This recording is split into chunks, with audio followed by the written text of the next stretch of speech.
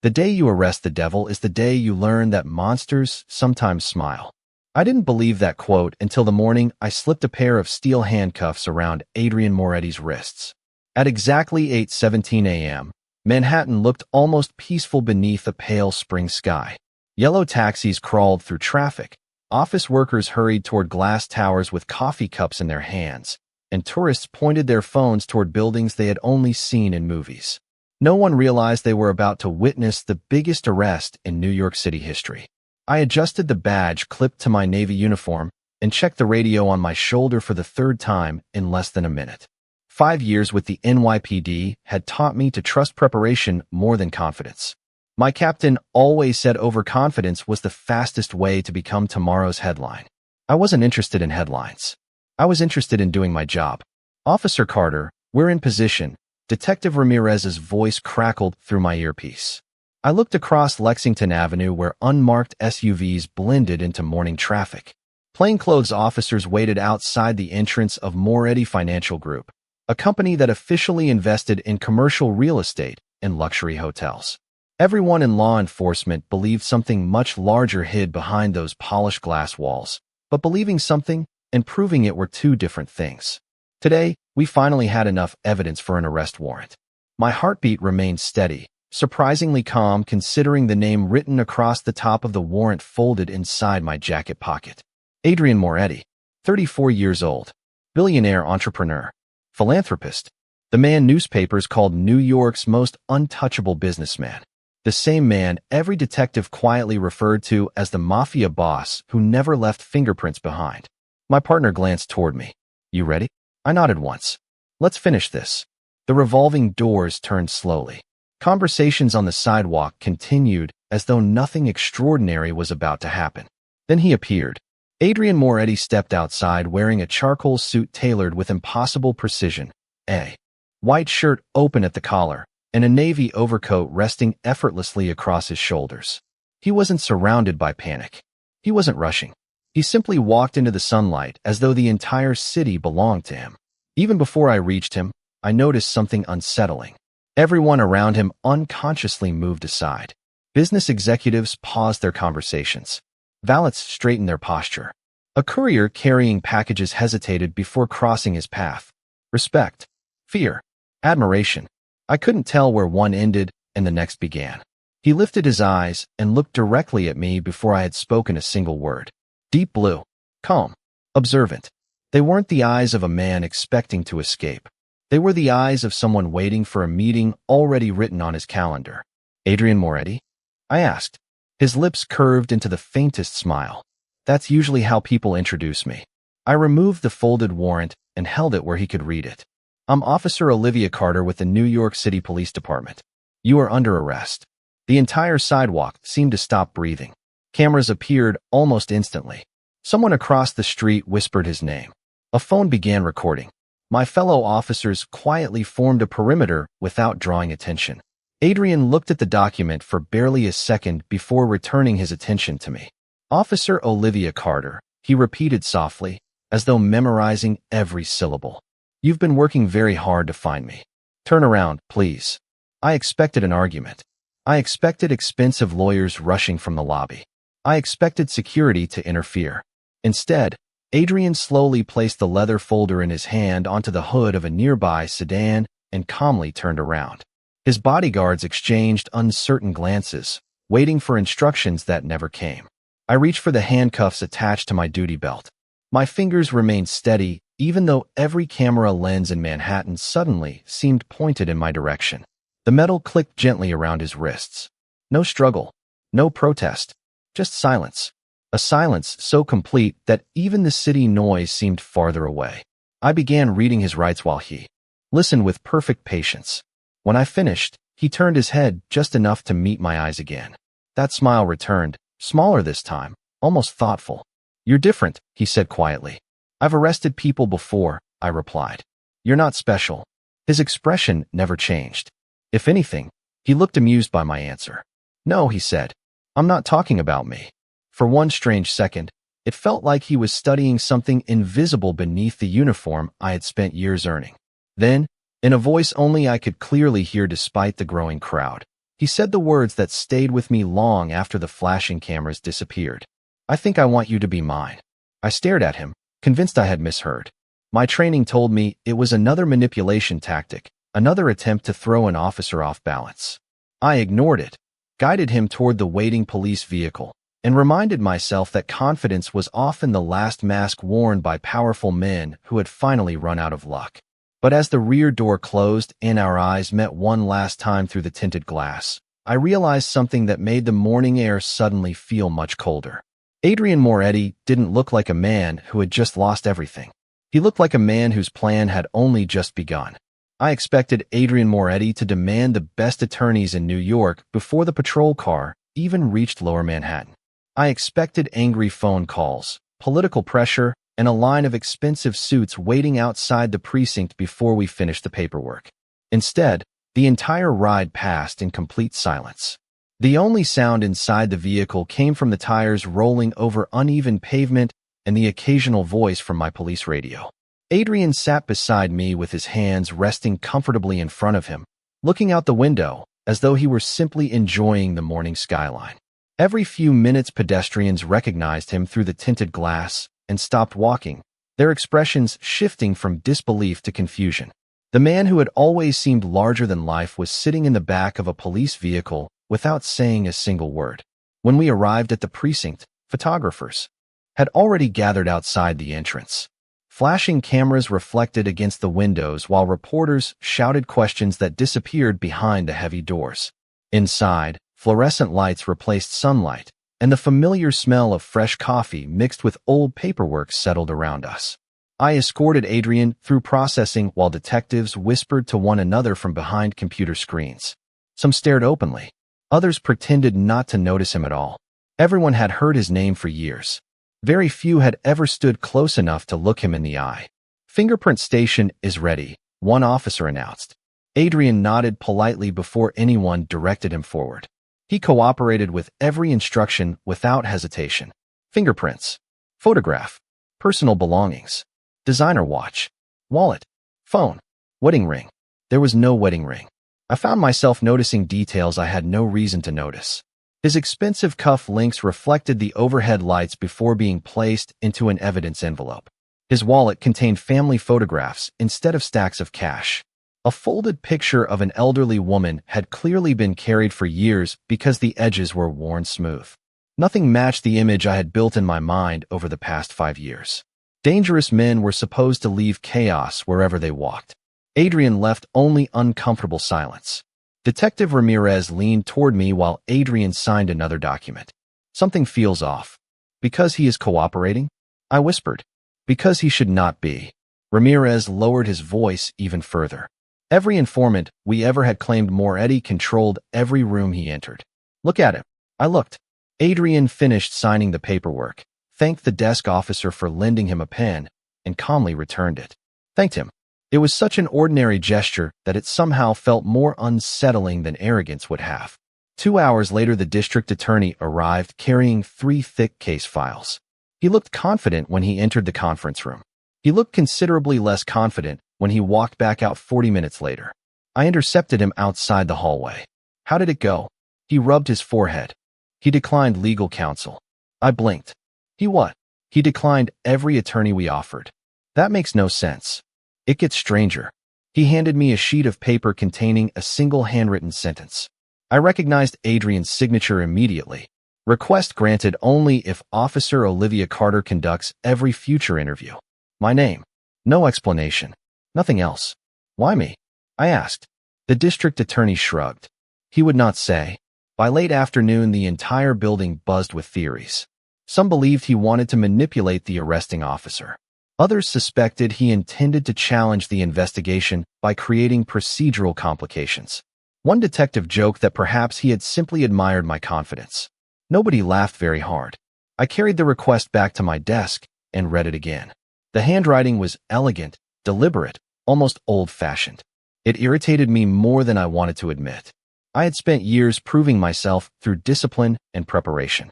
I refused to become another story attached to Adrian Moretti's reputation. My phone vibrated. Captain Henderson wanted to see me immediately. His office overlooked the squad room through wide glass windows. He closed the door behind me before speaking. You have done excellent work, Carter. Thank you, Captain. But I need to ask you something. He folded his hands together. Did you know Adrian Moretti before today? No, sir. Have you ever met him socially? Charity event? Fundraiser? Anything? Never. He studied my face for several long seconds before nodding. Good. Because he has rejected everyone except you. Then assign someone else. I tried. My stomach tightened. And he smiled. The captain paused before continuing. Then he said he would wait. I frowned. Wait for what? Henderson looked toward the interview rooms at the far end of the hallway where reinforced glass reflected the evening lights. That is exactly what worries me. As the sun disappeared beyond the skyline, I gathered my case files and walked toward the secured corridor alone. Every instinct told me to treat this like another interview with another suspect. Nothing more.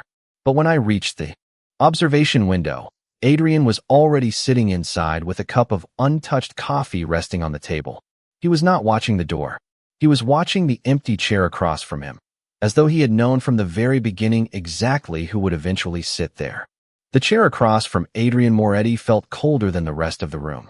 Maybe it was the steel legs bolted to the floor, or maybe it was the strange certainty that the moment I sat down, something invisible had already shifted.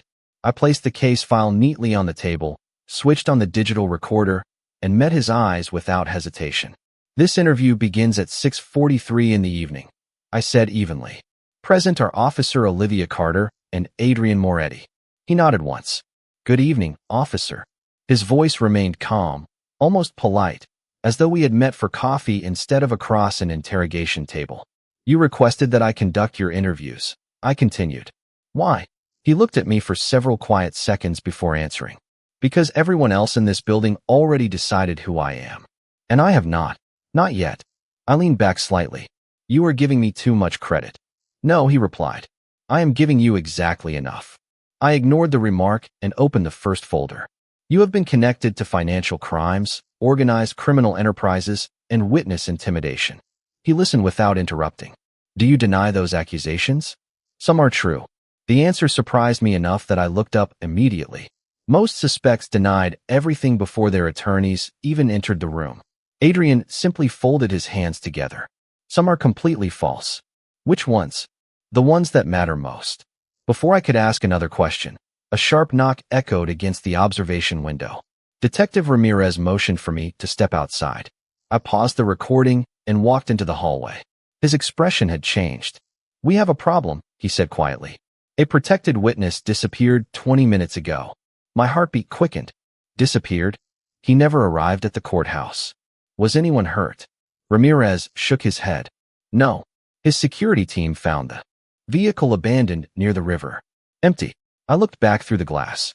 Adrian remained exactly where I had left him, patiently waiting with untouched coffee in front of him. Does he know? I asked. He could not possibly know. Ramirez sounded confident, but not convincing. I returned to the room and restarted the recorder. Adrian studied my face for only a second before speaking. Something changed. You do not ask the questions. Someone failed to arrive where they were supposed to. My pulse skipped. I kept my expression neutral. How would you know that? He sighed softly. Because when people become desperate, they stop following schedules. Are you involved? No. Do you know who is? He remained silent for several moments before looking toward the ceiling camera. Officer Carter, there are people who need me inside this building. That is convenient. No. His voice became unexpectedly serious. It is dangerous. I closed the folder. If this is another attempt to manipulate the investigation, it will not work. I know. Then explain yourself. Adrian lowered his voice. The person everyone believes built my organization has never wanted attention. I frowned. Meaning the loudest man in the room is rarely the one making decisions. His answer irritated me because it sounded more like a riddle than testimony. You expect me to believe there is someone above you? He smiled without amusement. I expect you to believe only evidence. Before I could continue, the interview room phone rang. That had never happened during one of my interrogations. I answered immediately. Captain Henderson's voice came through, unusually tense. Carter, end the interview and come upstairs now. Sir, I am in the middle of questioning. Now. I returned the receiver slowly. Adrian watched me stand. You are leaving. Interview suspended. I gathered my files without another word. Just before reaching the door, his voice stopped me. Do not drive home alone tonight. I turned sharply. Is that a threat? No. His expression never changed. It is the only warning I can give you without putting someone else in danger. I left without responding. The hallway outside felt louder than before. Detectives hurried between offices carrying fresh reports while telephones rang almost nonstop. Upstairs, Captain Henderson stood beside a large evidence board covered with photographs and maps. Several federal agents had joined the meeting, their jackets displaying agency initials across the back. One photograph immediately caught my attention. It showed my apartment building taken only an hour earlier by a traffic camera across the street. I stared at it in disbelief. Why is my building on the board? Henderson looked exhausted. Because 25 minutes ago an unidentified man was seen asking your neighbors what time you usually came home. The room fell silent. Every pair of eyes shifted toward me. We do not know who he is, the captain continued. We do not know why he was looking for you. But after what happened to our missing witness, we are treating this seriously. My thoughts instantly returned to Adrian's final words. Do not drive home alone tonight. He had known before anyone in this room. I wanted to dismiss it as coincidence. I wanted to believe it was another calculated trick designed to get inside my head. But as I looked again at the photograph of my apartment building pinned beneath the bright conference room lights, one impossible question refused to leave my mind. If Adrian Moretti had truly been locked inside our precinct all day, then who was already making moves beyond those walls? The photograph of my apartment stayed in my mind long after the meeting ended. I had seen surveillance images thousands of times during my career, but seeing my own building pinned to an evidence board felt completely different. It transformed an investigation into something personal. Captain Henderson insisted that 2 patrol officers escort me home after my shift, but I refused to leave unfinished reports behind. Routine had always been my anchor. If I allowed fear to dictate my decisions now, then whoever wanted my attention had already succeeded. By the time I finally stepped outside, Manhattan had exchanged its afternoon energy for the softer rhythm of evening.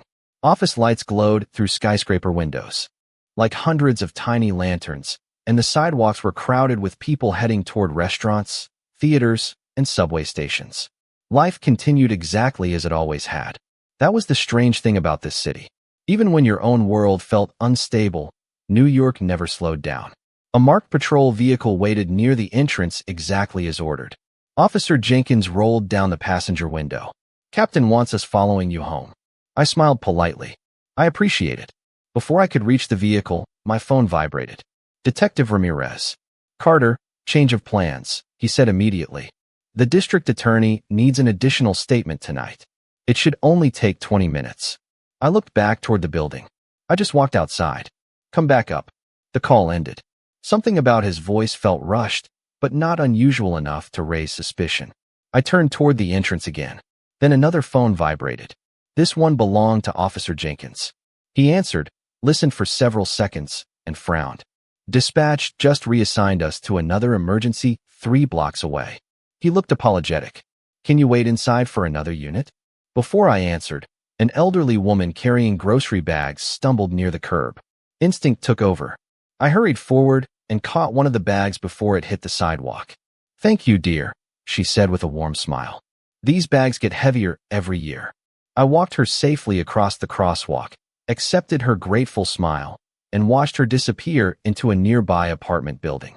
It was such an ordinary moment that it reminded me why I had become a police officer in the first place. Helping people was never supposed to feel complicated. As I turned back toward the precinct, my phone rang again. This time the screen displayed Captain Henderson. Where are you? He asked before I could speak. Outside the building. Outside. His voice sharpened instantly. I never called you back upstairs. I stopped walking. Sir? Detective Ramirez just told me the district attorney needed another statement. Silence. Then one sentence that made every sound around me seem distant. Ramirez has been standing beside me for the last 15 minutes. My heartbeat accelerated. I slowly looked around the crowded sidewalk. Hundreds of strangers moved through the evening without noticing me. Business professionals, students, tourists, families, completely ordinary faces. Yet for the first time in years, I could not tell who actually belonged there. Get back inside immediately, Henderson ordered. I ended the call and took 2 quick steps toward the precinct entrance when a black luxury sedan rolled quietly to the curb. The rear passenger window lowered only halfway. I could not see the driver's face. A calm, familiar voice came from the back seat. Officer Carter. Every instinct told me to keep walking. Instead, I stopped several feet away. Adrian Moretti sat inside, wearing the same charcoal suit he had been arrested in earlier that morning. Except that was impossible. He should have been inside a secured interview room surrounded by detectives and locked doors.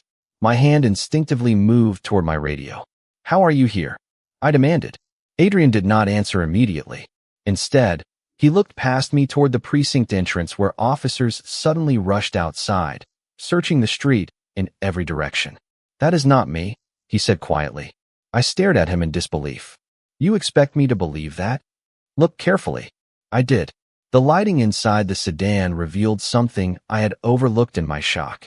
The man before me looked almost identical to Adrian, but not completely. His hair was shorter, his jaw slightly narrower. His eyes carried none of Adrian's quiet confidence. They held urgency instead. "My name is Luca," he said. "I have worked for Adrian's family for 12 years. My confusion only deepened. Why would someone who works for him approach a police officer? Luca glanced toward the busy intersection before lowering his voice. "Because Adrian wanted me to deliver a message before anyone else reached you." "What message?" He looked directly into my eyes. The man who disappeared today was never the real target. I felt the air leave my lungs. "Then who was?" "You." Before I could ask another question, a loud chorus of police sirens echoed from the next block. "Luca!" immediately signaled the driver. "We cannot stay." The window began rising. I stepped forward. "Wait." It stopped for one final second. "Adrian told me you would not trust him yet," Lucas said. "He also said that after tonight, you would begin asking a different question." "Which question?" His answer lingered in the quiet space between us as the sedan pulled away into evening traffic. "Not whether he is dangerous, but whether someone even more dangerous wanted him arrested in the first place." Sleep never came that night. Every time I closed my eyes, I saw the black sedan disappearing into Manhattan traffic and heard Luca's final words repeating inside my head. "Not whether he is dangerous, but whether someone even more dangerous wanted him arrested in the first place." I hated that the question had found a place in my mind. Police officers survived by separating facts from speculation, evidence from instinct. Yet nothing about the past 24 hours fit neatly into either category. By 7 the next morning, I was back at the precinct with a fresh cup of coffee that had already gone cold before I remembered to drink it. The investigation room buzzed with quiet urgency. Maps covered the walls. New photographs had been added to the evidence board. Federal agents moved in and out carrying folders stamped with security markings that usually stayed far above my clearance level. Captain Henderson looked as though he had aged 5 years overnight. "We found the missing witness," he announced during briefing. Every conversation stopped. "He is alive." A wave of relief spread through the room. "Where was he?" someone asked. Henderson exchanged a glance with the district attorney before answering.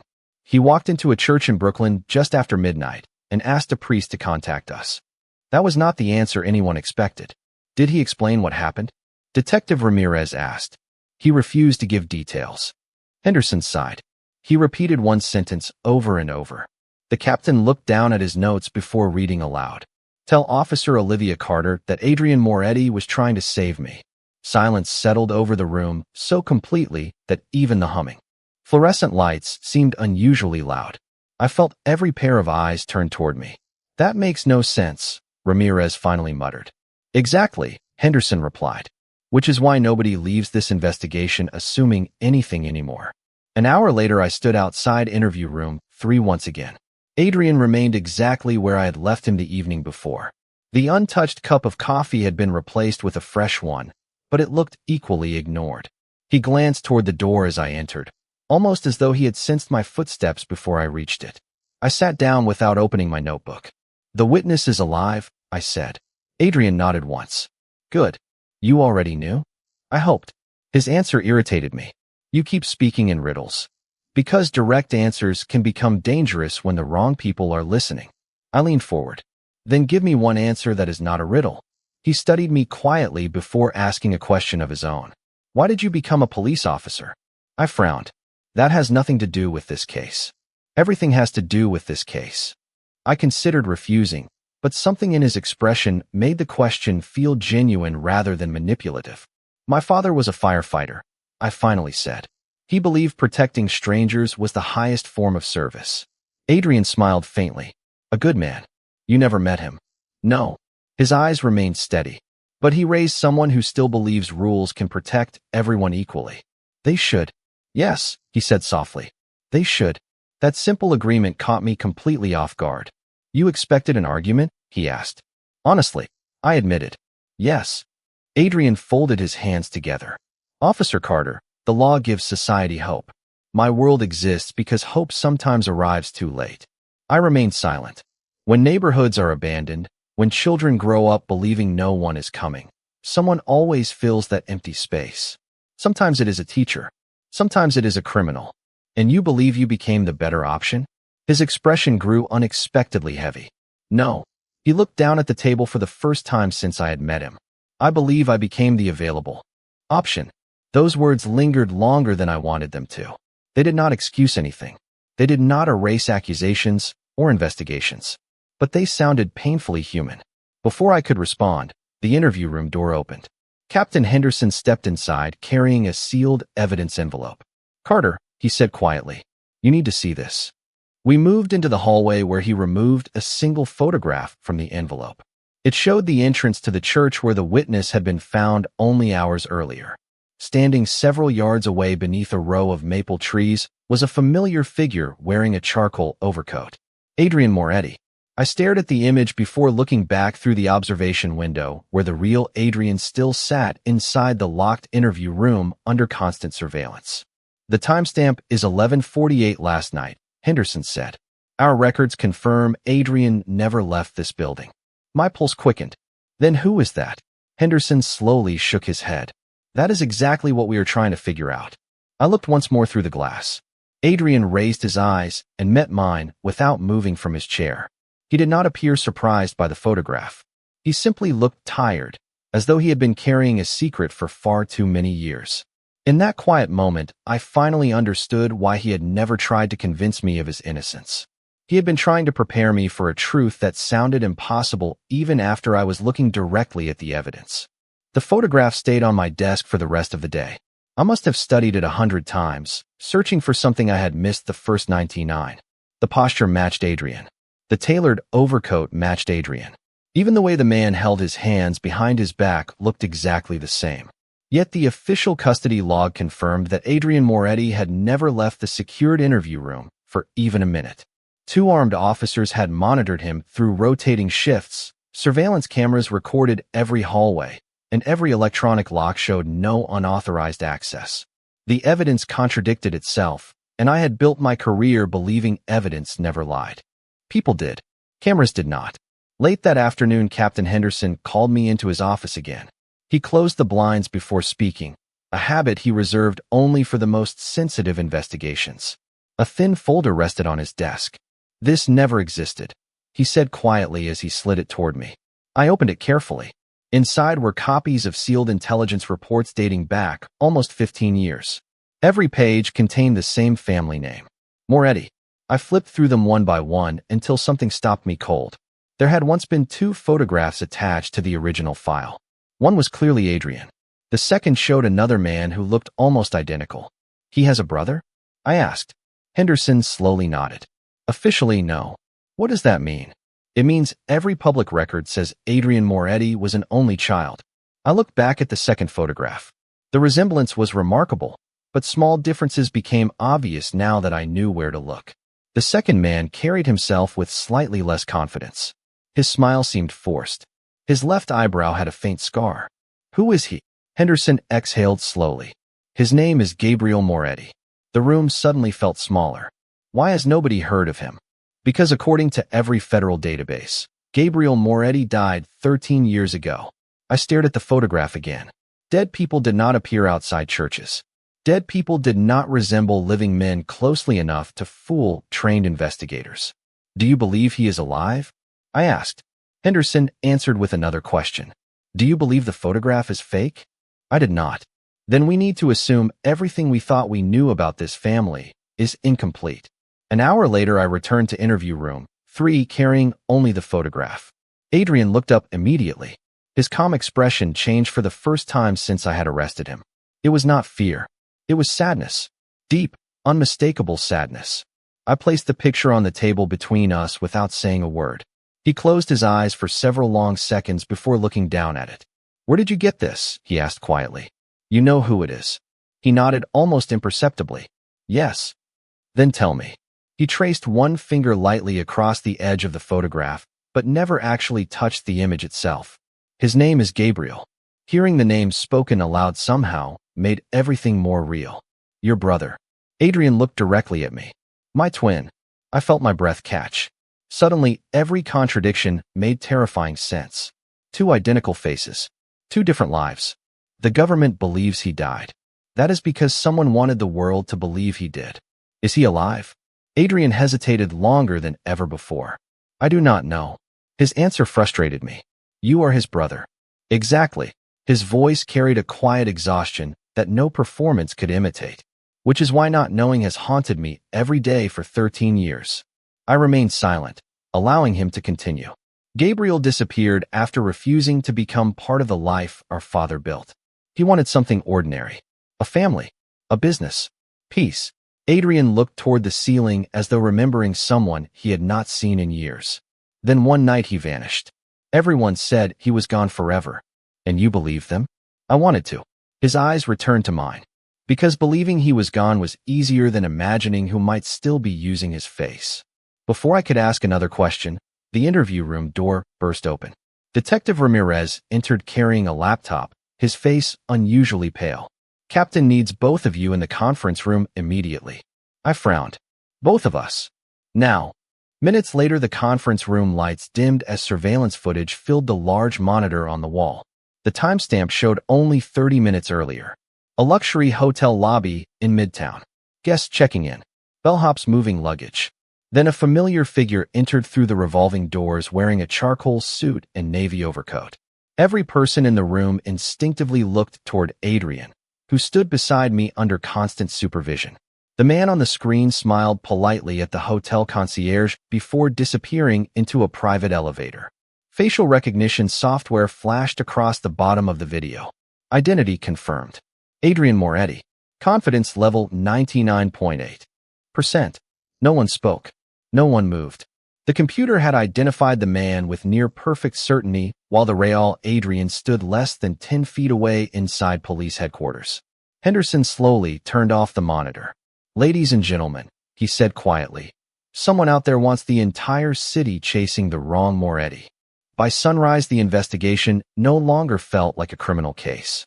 It felt like a maze designed by someone who always stayed 3 steps ahead.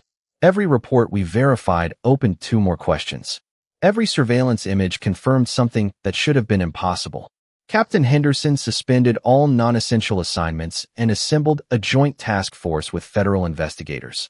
But even they admitted they were chasing shadows.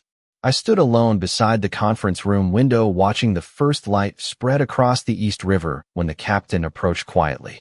"There is only one person who recognizes every face in this story," he said. I already knew who he meant. "You want me to work with Adrian?" Henderson did not answer immediately. "I want you to find the truth."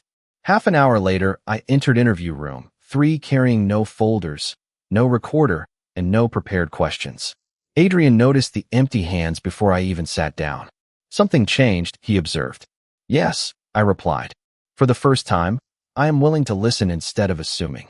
A faint smile crossed his face, but it disappeared almost instantly. That is more difficult than most people realize. I folded my arms across the table.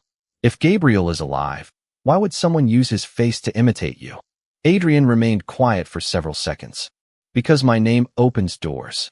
And closes them." "Exactly." He leaned back slightly. "Our father built an empire on fear. I spent years trying to prevent that empire from becoming something even worse after he died. You expect me to believe you protected people by leading a criminal organization? No." His answer came without hesitation. "I expect you to believe that sometimes every available choice is a bad one." I studied him carefully. There was no pride in his voice, no attempt to justify himself, only fatigue. If Gabriel refused that life, I asked, who benefited from his disappearance? Adrian looked toward the ceiling for a long moment. Someone who understood that two identical faces could become the perfect weapon. Before I could respond, the conference room speaker announced an emergency briefing. We entered together under heavy supervision.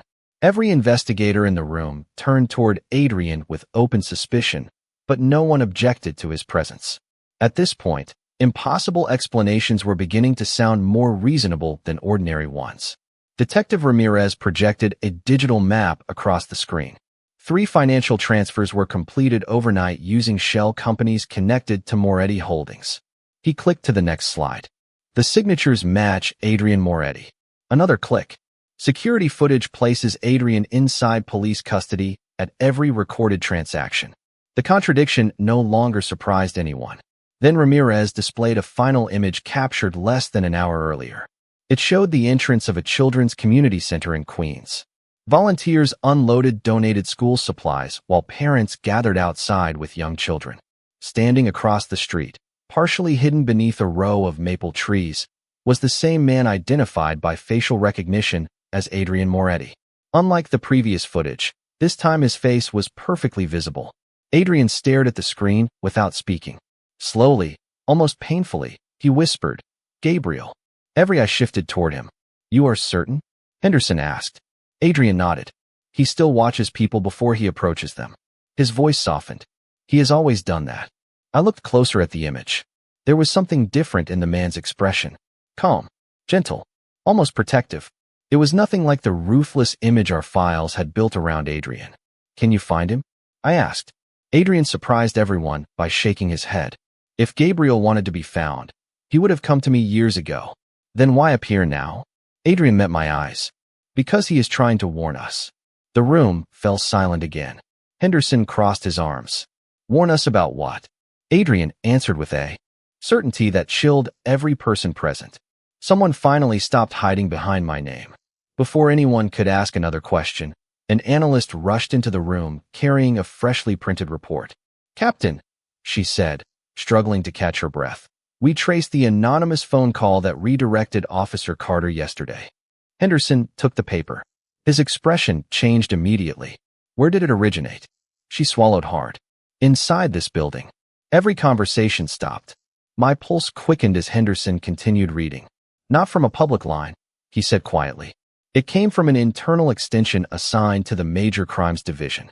I felt the room tilt beneath me. Major Crimes was our own unit. My own hallway. My own colleagues. Adrian slowly closed his eyes, as though the answer confirmed something he had feared all along. When he opened them again, he looked directly at me and spoke with complete certainty. "Officer Carter, the person hunting my brother does not need to break into this investigation." His voice remained calm, but every word landed heavier than the last. "They have been standing beside you since the day you arrested me. Trust is a fragile thing. It takes years to build, seconds to lose, and sometimes an entire lifetime to understand who truly deserved it. I had always believed the badge on someone's chest meant something. It represented service, sacrifice, and accountability. Now I found myself staring around my own precinct, wondering which familiar faces had been quietly watching every move I made. Nobody looked suspicious. That was the terrifying part. Everyone smiled the same way they had the week before. Everyone exchanged morning greetings. Everyone carried coffee and paperwork through the halls as though nothing had changed. Yet somewhere inside those walls, someone had redirected my phone call, tracked my apartment, and stayed one step ahead of every investigation. Captain Henderson immediately restricted access to the case files. Every electronic login was frozen for review. Every interview schedule was changed without notice. Information was shared only in person, never through internal email. Even Detective Ramirez admitted he no longer knew who could be trusted. By late afternoon, the atmosphere inside Major Crimes felt completely different. Conversations stopped whenever another officer entered the room. Doors remained closed. Every glance carried a question nobody wanted to ask aloud. I returned to interview room 3 carrying a fresh notebook. Adrian looked at my expression and understood before I spoke. "You found the leak." We found proof that someone inside this building is helping whoever is behind all of this. Adrian nodded slowly. Then the game has entered its final stage. You sound certain. Because hidden people become careless once they believe they are winning. I sat across from him and opened the notebook. Tell me everything you remember about the night Gabriel disappeared. Adrian rested both hands on the table. For the first time since I had met him, his voice sounded almost distant, as though he were speaking from another life. It was raining. Gabriel packed one small bag and told me he was leaving New York forever. He smiled sadly. He said I should come with him. Why did you not? Because I believed I could repair what my father had built. He looked toward the observation window before continuing. Gabriel believed some things should be left behind instead of repaired. I wrote every word carefully. Did he ever contact you afterward? Adrian shook his head. Never directly. Then how did you know he might still be alive? His eyes met mine. Every few years, anonymous donations appeared at children's hospitals and community centers using companies that only Gabriel knew how to create. I remembered the surveillance photograph outside the Queens Community Center. Suddenly, it made perfect sense. He never stopped helping people. Adrian smiled faintly. That was always his greatest weakness. Before I could ask another question, my phone vibrated. Captain Henderson had sent a single text message. Conference room. Come alone. I frowned immediately. Henderson never sent sensitive instructions through text messages anymore. We had abandoned electronic communication hours earlier. I quietly placed the phone on the table and turned the screen toward Adrian. He read the message without touching it. That is not from your captain. I know. Will you go? I looked at the message again. Yes. Adrian frowned for the first time. Then you will not go alone. I almost laughed. You are still in police custody. Correct. His expression remained perfectly calm. But custody does not prevent planning. 20 minutes later, Captain Henderson gathered a small team inside his office. When I showed him the message, his face hardened instantly. I never sent that. He called the cyber unit, and within minutes they confirmed what we already suspected. The message had been generated through a cloned internal account using credentials stolen from within the department. Someone wanted me isolated. Henderson immediately changed our strategy. Instead of following the false instruction, we quietly monitored the conference room from nearby security cameras. At exactly 6:22 in the evening, a man wearing a dark business suit entered the empty room carrying a slim leather briefcase. He looked around once, placed a sealed envelope on the conference table, and calmly walked back into the hallway before disappearing into the elevators. No panic, no hurry, just confidence. Security officers searched the building immediately, but the visitor had already vanished into the evening crowd outside. The envelope remained where he had left it. A bomb technician examined it first. Finding nothing dangerous, Henderson finally opened it while the rest of us watched. Inside rested a single photograph and one handwritten sentence. The photograph showed Gabriel Moretti standing beside a young boy outside a small neighborhood library. Both were smiling naturally, completely unaware they were being photographed from a distance. On the back of the picture, someone had written today's date. My heart sank. Whoever had taken the photograph knew exactly where Gabriel was only hours earlier. Henderson unfolded the second sheet of paper. The handwriting was neat, elegant, and strangely familiar. He read it aloud in a voice barely above a whisper. If you want to save the wrong brother, keep protecting Adrian. If you want to save the right one, come alone tomorrow. Nobody spoke. I slowly looked through the office window toward the secured hallway where Adrian still waited behind reinforced glass. He had predicted every move so far without asking for anything in return. For the first time since placing handcuffs on his wrists, I realized the line separating suspect from ally had become so blurred that I could no longer see where one ended and the other began. The next morning, the city felt unusually quiet, as though even Manhattan understood that something important was about to end. Low clouds drifted between the skyscrapers, softening the sunrise into shades of silver instead of gold. I stood beside Captain Henderson reviewing the final plan one last time. Nobody would answer the anonymous message. Nobody would walk into a trap alone. Instead, every nearby street would be quietly monitored while federal agents watched from surrounding buildings. It was careful, controlled, exactly how law enforcement was supposed to operate. Yet deep inside, I kept remembering something Adrian had told me only the day before. Hidden people become careless once they believe they are winning. At 9:15, my phone vibrated. It was not another anonymous message. It was a photograph. Gabriel stood exactly where yesterday's note had promised, outside the neighborhood library with the same young boy holding a stack of children's books. This time there was one difference. Gabriel was looking directly into the camera. Beneath the image appeared 6 simple words. Do not bring anyone except Olivia. Captain Henderson studied the screen in silence before lowering the phone. It is your decision, he said quietly. Every officer in the room expected me to refuse. Instead, I surprised even myself. I will go. Henderson frowned. Not alone. No, I agreed. Not alone. 30 minutes later, an unmarked vehicle stopped 2 blocks from the library, while surveillance teams quietly positioned themselves across the neighborhood. I walked the remaining distance by myself, listening to ordinary sounds that suddenly felt more precious than ever. Children laughed somewhere inside a nearby playground. A street musician played an old jazz melody outside a coffee shop. Someone watered flowers on an apartment balcony. Life continued, completely unaware of the questions that had consumed my world. When I reached the library steps, a familiar voice spoke behind me. You came. I turned slowly. Gabriel Moretti stood only a few feet away wearing a simple navy jacket instead of an expensive tailored suit. Up close, the differences between him and Adrian became unmistakable. His eyes carried warmth instead of calculation. His smile appeared naturally, without effort. Most of all, he looked like someone who had spent years choosing peace over power. You wanted to see me, I said. Gabriel nodded. Because my brother never would have asked you to trust him. Should I? He smiled gently. That depends. Before I could respond, another voice interrupted us. On whether you still believe every battle can be won by choosing one side. We both turned. Adrian walked toward us accompanied by Captain Henderson and 2 federal agents. Henderson looked almost amused by my surprise. Do not worry, he said. He did not escape. Adrian glanced toward me. The captain finally decided that some conversations should happen in daylight instead of interrogation rooms.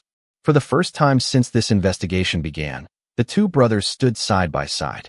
They were nearly identical, yet completely different. Gabriel stepped forward first. Without a word, he embraced Adrian. No speeches, no dramatic reunion. Just 2 brothers standing together after 13 years apart. Adrian closed his eyes briefly before quietly saying, I thought I had lost you. Gabriel smiled. You lost my address, not me. Even Captain Henderson laughed softly. The years of fear seemed to disappear for one brief moment. Gabriel finally turned toward me. Someone wanted us divided because divided brothers are easier to control. Adrian nodded. And divided institutions are easier to manipulate. Henderson folded his arms. Our internal investigation confirmed that several officials had secretly been feeding information to outside criminal networks for years. Your arrest disrupted their plans. I looked from Henderson to Adrian. So you allowed yourself to be arrested? Adrian answered without hesitation. Because the only person honest enough to uncover the truth was the officer willing to arrest me without fear. I remembered our first meeting outside Moretti Financial Group. His calm smile. His impossible confidence. Suddenly, every strange decision made sense. You trusted me before I trusted you. I whispered. Adrian shook his head gently. No. His blue eyes held mine with quiet sincerity. I respected you before you had any reason to respect me. Weeks later, after the investigation ended and the remaining conspirators faced justice through the courts, New York slowly returned to normal. Adrian voluntarily remained under legal supervision while cooperating fully with prosecutors. Gabriel quietly returned to his charitable work, refusing interviews or public recognition. One cool autumn afternoon, I visited Adrian outside the community center where children laughed beneath bright maple trees. He wore a simple gray sweater instead of an expensive suit, and for the first time since I had known him, nobody stepped aside when he walked. He seemed strangely happier because of it. We stood together watching children race across the playground until he finally broke the silence. The first day we met, I told you I wanted you to be mine. I smiled without looking at him. You did. He nodded once. I was wrong. I turned toward him. How? His expression softened into the most genuine smile I had ever seen. People are never meant to belong to each other. He hesitated before quietly asking, May I earn the chance to walk beside you instead? I looked at the man I had once believed was only the villain in someone else's story and realized that justice had done something unexpected. It had not erased his past, and it had not erased mine. It had simply given two stubborn people the opportunity to choose honesty over fear. I smiled back. That is a much better question. And for the first time since I slipped handcuffs around Adrian Moretti's wrists, neither of us needed another answer.